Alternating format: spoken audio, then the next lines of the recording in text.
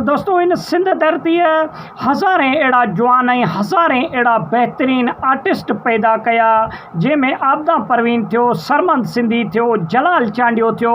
इन जे फ़हरिस्त में एकड़ो शख्स बियो है जो 48 सालन की वरह में इन फ़ानी दुनिया के छड़े वो, लेकिन हज़ारन की तादाद में मानुन के पंजे पोयां रुआरे वो।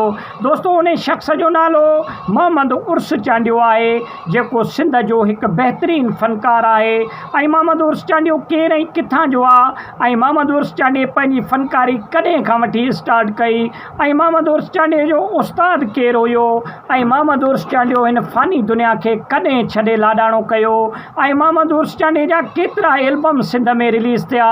तफ़सीली वीडियो में ॻाल्हि कंदासीं। दोस्तों वीडियो किथां सुठो लगे लाइक ऐं शेयर कयो, चैनल के सब्सक्राइब कयो, सुठो कमेंट ॾेई पंहिंजी राय जो इज़हार लाज़मी ॾींदा। दोस्तों मोहम्मद उर्स चांडियो बि उन्हनि बेहतरीन फनकारनि जे लिस्ट में अचे थो जेको सिंध में तमामु घणो थोरे अरसे में मक़बूल थियो। मोहम्मद उर्स चांडियो पंहिंजी शुरूआती तालीम पंहिंजे ॻोठ मां हासिल कई। मोहम्मद उर्स चांडियो पैदा 1970 में कंबर जे शहर में पैदा थियो। दोस्तों मोहम्मद उर्स चांडियो सिंध जो वो वाहिद फनकार है जेके नंढी उम्र में तमामु घणी इज़त ऐं तमामु घणी शोहरतनि जे बुलंदनि ते पुगियो। मोहम्मद उर्स चांडियो एक सादे तबियत जो माण्हू हुयो। मोहम्मद उर्स चांडियो जलाल चांडियो जो शागिर्द हुयो जेको सिंध में तमामु घणो मक़बूल थियो।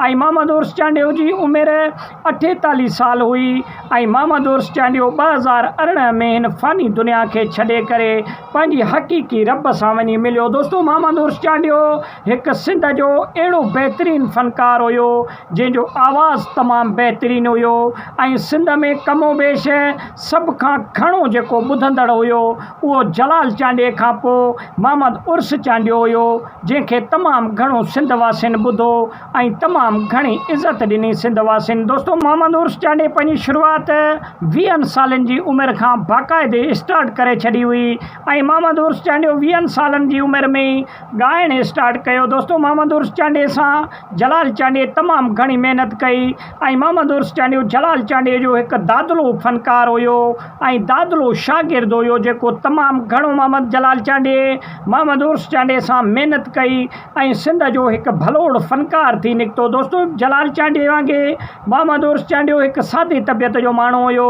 मोहम्मद उर्स चांडियो बि कंहिंसां हिसाब न कंदो हुयो, यार वेस माण्हू हूंदो हुयो इहो ईअं चयो वञे थो, मां खोड़ सारनि पंहिंजे वीडियोज़ में ॿुधाए चुको आहियां त इहे ॿई फनकार शराब घणी पीअण जे करे हिननि जा गुर्दा जेको आहे सो ॿिन्हिनि जा ख़राब थी चुका हुया। इन जे करे इन फ़ानी दुनिया खे लाॾाणो करे विया। ॿई गुर्दा जेको आहे सो ख़राब थियण सबबि मोहम्मद उर्स चांडियो 2018 में हिन फ़ानी दुनिया के छॾे पंहिंजी हक़ीक़ी रब सां वञी मिलियो।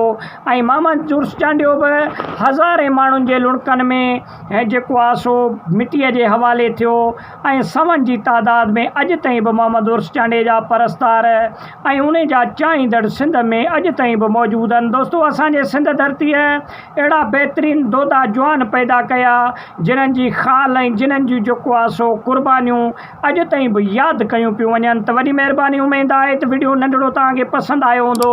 वीडियो खे लाइक ऐं शेयर कयो, चैनल खे सब्सक्राइब कयो, सुठो कमेंट ॾेई पंहिंजे राय जो इज़हार लाज़मी ॾींदा। वॾी महिरबानी।